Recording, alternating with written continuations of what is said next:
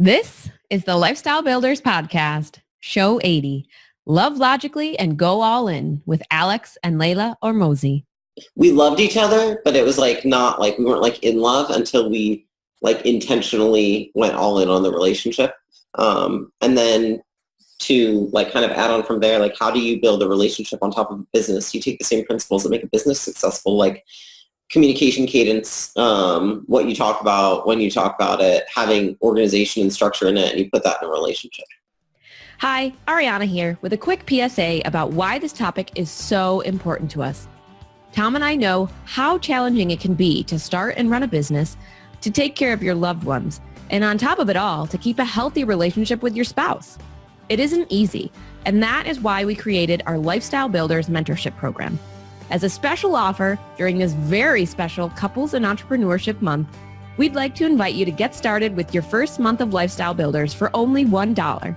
So if you, and your spouse is welcome too, need more strategy, support, and guidance in your business and life, plus people who truly care about you and will keep you accountable, sign up now at tomandariana.com/LBcouples with the code LBcouples.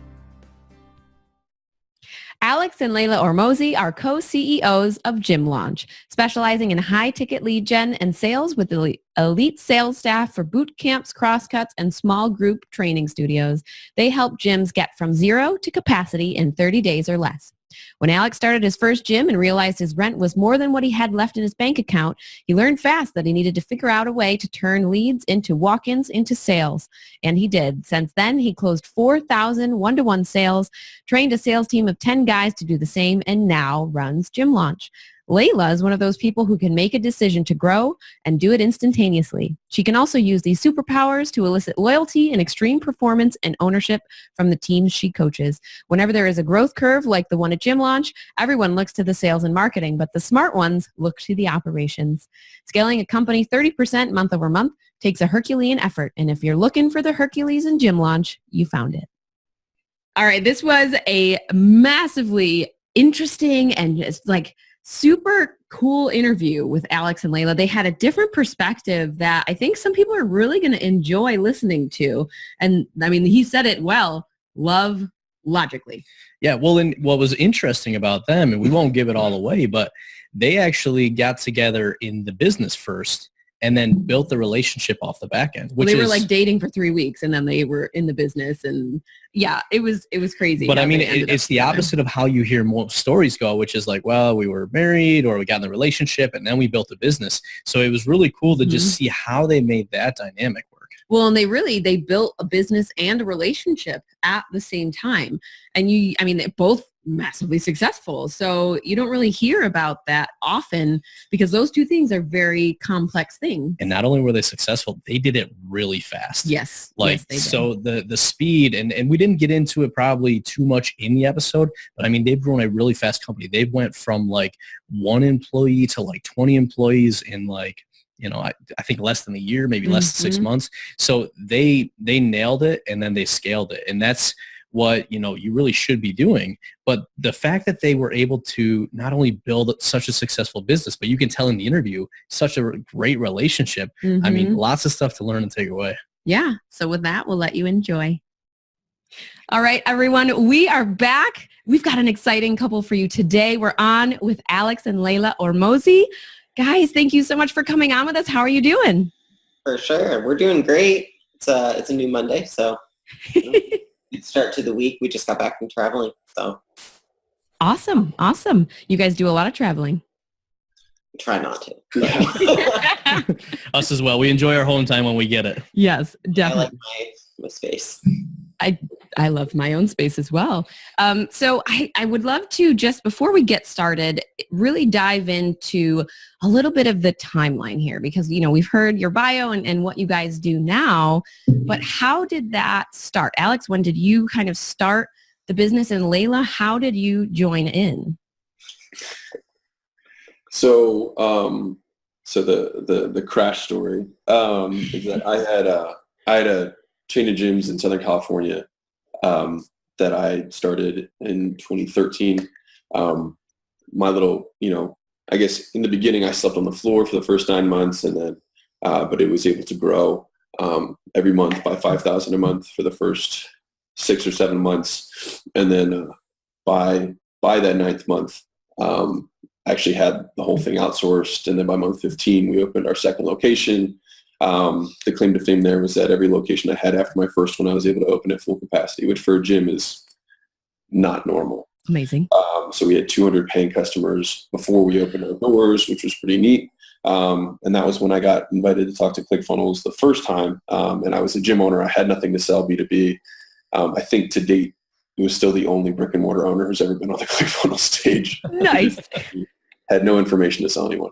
But anyway, so that went from 1 location to 6. And then I met Leila in 2016.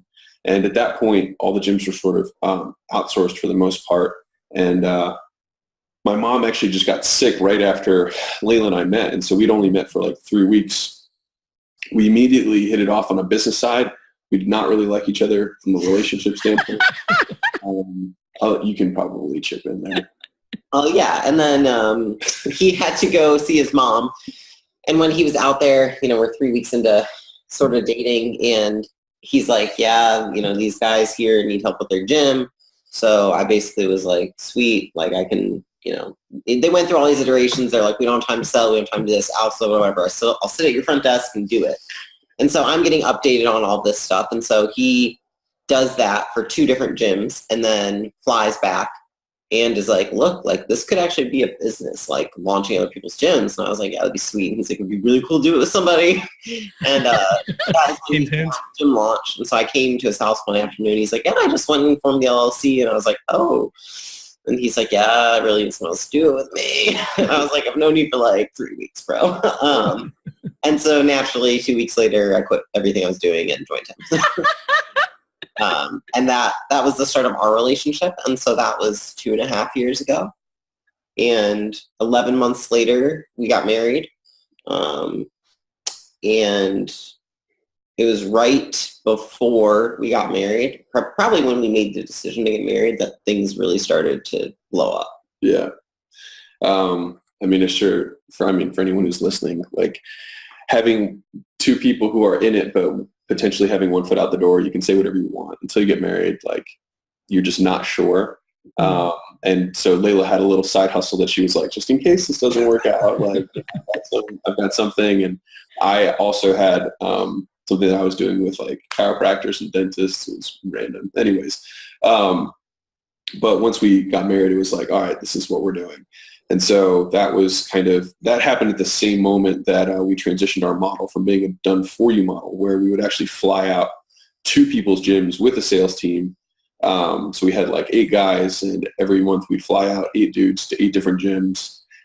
And then we'd have hotels, rental cars, ad spend, commissions that we'd be paying on top of that for 8 guys. And then obviously we would try and take a profit, which was difficult because actually not because of the revenue, but it was because we were actually not in control of the fulfillment, which was probably the issue, because we were selling for other people's gyms. And we had a couple gyms out of the blue just refund or just like say basically like, you guys overwhelmed us. Like everyone wants 100 new clients until you actually get 100 new clients, all starting the same day. And which for a lot of gyms is like doubling, the amount of people they have, and it would just like destroy their gym.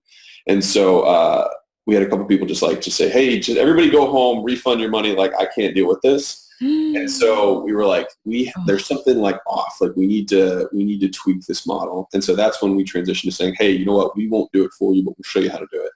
And then that's when things got really, really funky. So I'm curious, because most couples that we talk to have the relationship first and then they add the business in later on. You guys actually did the complete opposite. So very fast. Yeah. So how did you, when you so much of the focus initially was on the business, how did the relationship then build off of that? I think it was really, it came from a place of respect. I guess Alex would definitely say that. And then opening ourselves up to loving each other. Like we loved each other, but it was like not like we weren't like in love until we like intentionally went all in on the relationship. And then to like kind of add on from there, like how do you build a relationship on top of a business? You take the same principles that make a business successful, like communication cadence, what you talk about, when you talk about it, having organization and structure in it, and you put that in a relationship. And the same thing even with like roles, roles and responsibilities like within the business, and then roles and responsibilities within the relationship. And so like we outlined like what does your perfect day look like for you? What would your husband need to do in order for it to be a perfect day for you? And I think a lot of us are afraid to ask that, or even more so afraid to say what we really want. You know what I mean? Maybe you do want to have sex twice a day and get a hand massage at night and all your meals cooked for you and delivered to you at your table. Like a lot of us are like, man, I sound like such a dick if I said that. And so we're afraid of asking for it. But then when the other person doesn't know, what's ideal, because I know that anything that Leila would ask, I'd be like, sure, just give me the cheat codes. You know what I mean? Like if this is what, like, these are your buttons, like just give them to me. You know what I mean? And so that was a huge step for us. But like, we're such advocates of loving logically, because both of us had, probably like a lot of people, relationships in the past that were like chemistry and like emotion and like all this, whatever. And this was both of our first relationship that was not at all like that. And it was really, really based in like a deep friendship. And like when we got married, like it was not romantic. I just looked at her one day and I was like, I think we should get married. And she was like, I think we should too. And then I got her and we were married 8 days later. So like that was literally how it happened. And like from the day that we got married until now, our relationship has like massively blossomed compared to what it was on the day of our actual marriage. Cause we were both like, oh shit, what do we do? Like we really just make that flash decision. But like, we're big believers that you don't need time, you need information to make decisions. And we had the information that we needed to make a good one.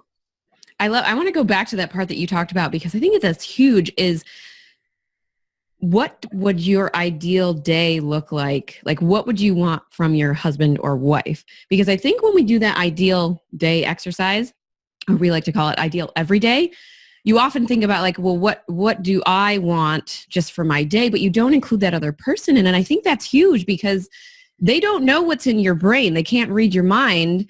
So if you say like, oh, I want this, or I want such and such, but you don't include, I want my husband to, or I want my wife to, they aren't going to know if you don't make the ask. And I think, like you said, it is a little scary sometimes to put like our deepest, darkest desires out into the world like that.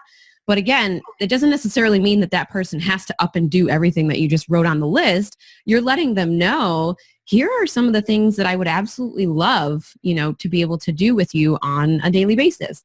And then you kind of work those things in so that it makes sense for both of you. Because I mean, there's probably things that he would love to do on an ideal every day, and I might have absolutely no clue whatsoever what those look like if he doesn't tell me. I might be able to guess. I know him pretty well. Well, it was like you said, like the cheat codes, like so much. And, I love how you said the same principles that apply in business apply in your relationship, because I took a lot of the business experience I had and brought it into our relationship.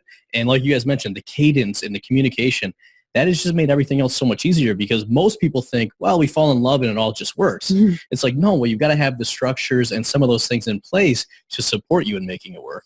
Yeah. Yeah. I love that. So you guys got married, and then things kind of blew up. Like you said, right before, I guess you started to kind of grow, and really things are just going hot. What was the super speed level? So what are some of the things that you've implemented with each other on the personal side to make sure that you're not constantly letting like the business take over all the time? Honestly, I feel like it's pretty easy for us because it's in routine now. First thing is, in the morning, we have our coffee together and we write down the 3 things we're grateful for and the 3 things we're going to do to be a better person that day. And we usually share those with each other. And we do that over coffee. And that's usually like, once we do that, then we share like what we're going to do for that day. Like, what do you have on your list for today? What do I have on my list? And we do that every morning. And then we work out together right after that. So after we've done that, we lift together. We have a home gym. And so it's fun because then we get to like talk about something that we both love doing, which is like lifting. And we get to do it with each other, which is cool, and jam out to some music. And then we go and he works in here, which is our guest house. And then I work in the house. And then we don't talk until lunch, which lunch, I'll usually ping him and be like, hey, it's ready. And then he comes in and we eat together. So we have we make sure to have every meal together. So then we have lunch together. It's usually like 40 minutes and we talk about maybe what we've done so far that day, anything we need to let each other know of, etc. And then we break again and then we have dinner. We usually start around like 6:30, prepping for dinner. And then our whole thing with dinner is like you put your phone away. And then once we eat dinner, usually we do not work after that. So that's something that we did in the beginning. We would work after dinner until we like couldn't see the computer. Or because work is always going to be there, but like you don't know, like there will always be work to do, but you have to make time to do other things. So we'll spend time together afterwards, go on a walk, watch a movie, read, do whatever, just talk, sometimes just sit on the balcony. So we actually spend a lot of time together. So I'm curious, how do you make that happen when you have a company that's growing so fast like you guys have? I was gonna add to the first. Well, there's two things that I wanted to cover. One was like the topics of conversation and interest, and the other one is what you just asked. The reason that we stopped working after dinner was because when we started the business, we were less advanced business owners than we are now, and there just gets to a point where there is so much work to do that one person will make no dent in it. And so at that point, it's like, what things can we delegate? What skills can we teach other people so that we don't need to be the one doing them? I mean, it's like, Richard Branson isn't running his companies. You know what I mean? Like, and so it's really kind of taking it from that angle. And then to circle back to what Leila was saying before, I honestly have a really hard time helping entrepreneurs who don't, I'm just being honest, who aren't married to their spouse. No, sorry. They're obviously married to their spouse, who don't work with their spouse because it's such an integral part of like our relationship. When we said love logically, like, I think there's a reason that people are like, man, this really makes sense on paper, right? We really made sense on paper. And then we just believed that chemistry could be created with repeated action, right? But like, we both liked fitness. We both liked business. We were both Persian. We both had the exact same like life story in terms of like, she was raised by like a single dad the second half of her life, had a lot of like basically transition from being raised by her mom to being raised by her dad, which is the exact same story I had at the same age, which is kind of nuts. And we both traveled to California on a whim to go get into fitness. So like we had the same story. And so it made a lot of sense on paper. And most people, when they meet us, they're like, you guys are really, really similar. And I think it's a good thing. Like, opposites attract, but like when you're similar, things are really easy. Like, we like the same stuff. You're like, man, my wife loves this shit. I hate it. I'm like, I don't have that. Like, she likes fitness. She likes sales. Like, we don't, some people like don't talk about business at dinner. Like, that's bullshit. That's like our lives. Like, what else would we talk? I guess, yeah. And I guess that is like topics of conversation and like separating things. We just look at it like life. So I guess like we don't limit any topics because like our mission is what we're doing right now. Like our purpose in life is 100% alive in our business, and there's nothing more exciting for us. So it's like, oh, let's go like do something that's fun and creative outside of work. And we're like, work is fun and creative. Yeah. It's hard to go from driving like a NASCAR to like going to riding a moped. And that's what I feel like when we talk about other conversation topics. It's like we're dealing with such high level things now that are so fun that it's like, you want to talk about like wallpaper? It'd be like, what are we going to talk about? Yeah. Well, I was gonna say we found a similar thing too, because initially when we were working with entrepreneurs, sometimes they'd be single or they wouldn't have families. What we found is that we kind of have all these couples gravitate to us, and a lot of it's because, just like you guys said, they're so integrated to each other. And that point about wanting to do something else, I think so much of this comes from like non-entrepreneurs. Like, they don't enjoy their job, they live for the weekends. But when you become an entrepreneur, it really is take your passion, figure out how you build a business out of it that then allows you to live that life, and then you do that every day, rather than thinking like you got to do something else to get away from it. So I love that perspective. Yeah. Well, I'm speaking from somebody who was originally not in businesses when we first started. I kind of can see both sides of it, because I used to be the person who was like, I don't understand what you're talking about, so this is not really a topic of conversation that I want to chat about at dinner. But now that I'm in the business, it is very hard to just not talk about the thing that we love, or like when we have a great new idea and we want to share it with each other. So we've kind of integrated our lives and businesses together. So we do talk about business a lot, but we also will move from a business topic to talking about the kids or talking about something else random in the same sentence. So it just kind of fits for us. And I mean, I love that you guys say that unapologetically, because I think there is this kind of stigma about like, oh, well, you should separate your business and your life. And, you know, when you're at dinner, you should be talking about life things. It's whatever works for you. I mean, we all create our own destinies.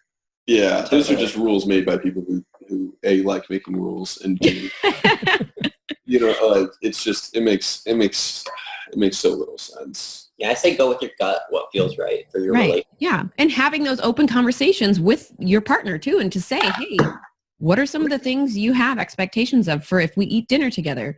What are some of the things you would like to do in the evenings? You know, obviously you can kind of take things with an ebb and flow. And if it's like, oh my God, we've been talking business all day and I just want to talk with you, that's okay. Like you don't have to, nothing has to be set in stone, I think. And people get so caught up in those, oh, it's got to be a routine and it's got to be, we have to do it this certain way.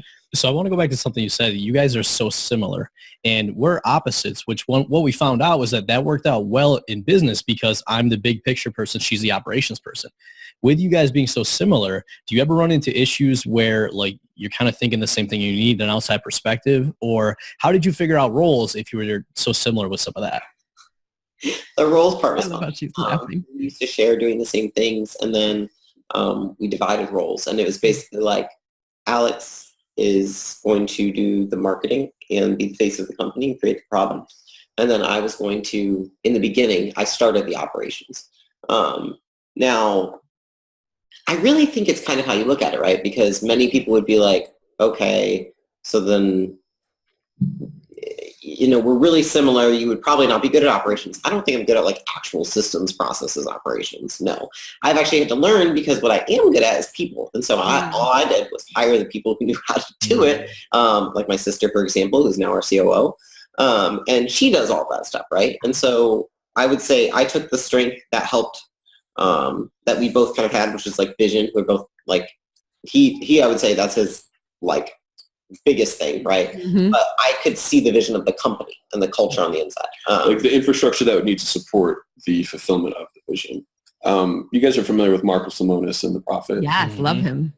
So something interesting that we just realized recently was, you know how he talks about people, process, product? Mm-hmm. At least at our company, the way that, like, so we have like, there's me, there's Leila, and then Mimi. Mimi's our COO. And so Mimi's also my sister-in-law, who's Leila's older sister. And so it really works like Leila is people,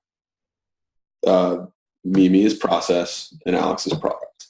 And so that's kind of how it's become. And like Leila and I share the title of CEO or co-CEO, because I think what we did is we took the role of CEO and kind of just split it. And so we both kind of work half time or what like normal CEOs might work like, you know, more than we do. I don't know. You think we don't work enough? Fine. I mean, it doesn't feel like it doesn't. I mean, it doesn't. You know what I mean? Like it does. I'm like 10 hours a day is a good amount of work.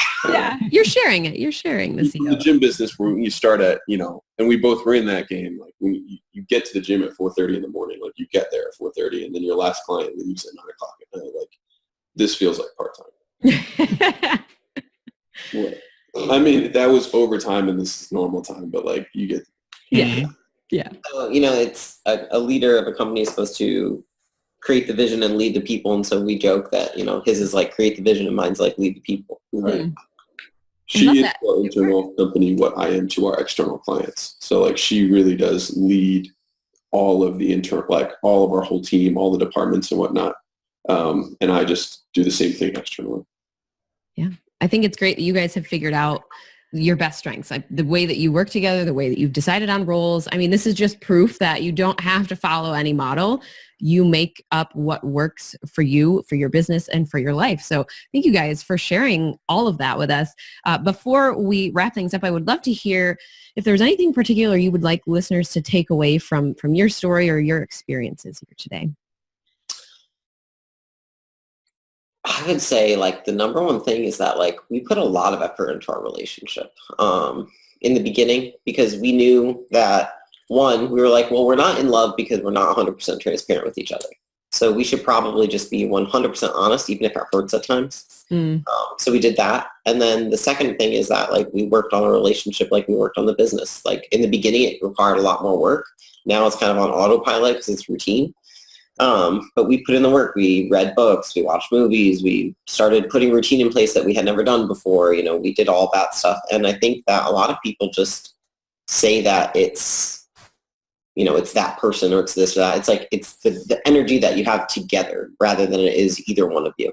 I don't know if you want to add anything.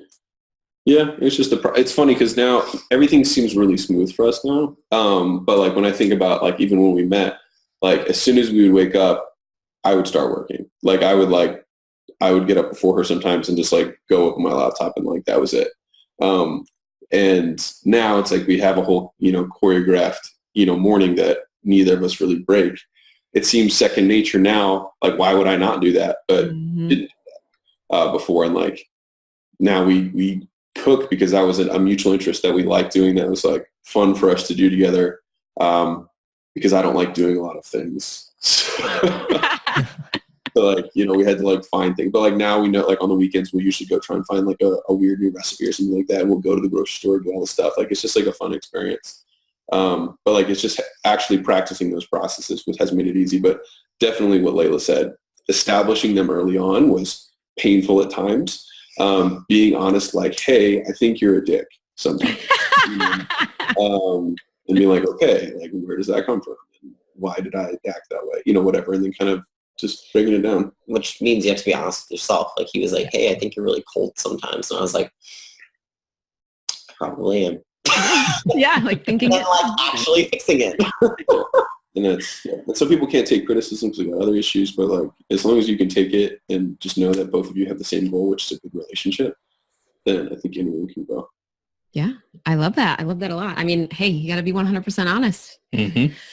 All right.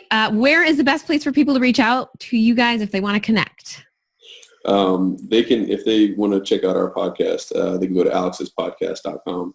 And if they are a gym owner by any chance or know a gym owner, send them a link that is idon'thatemoney.com. I love that website. As long as they don't hate money. If they hate money, they definitely shouldn't go there. But if they don't hate money, they should go to idon'thatemoney.com. Oh, that is one of the best domains I think I've ever heard. He owns a lot. I own a lot of them.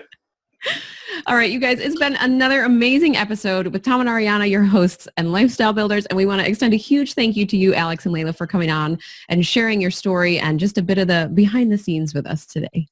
Oh, thanks for having us. Thank you. That's great. All right. And for the listeners, I want you guys to remember it's your life, your business, your way. We'll see you next time.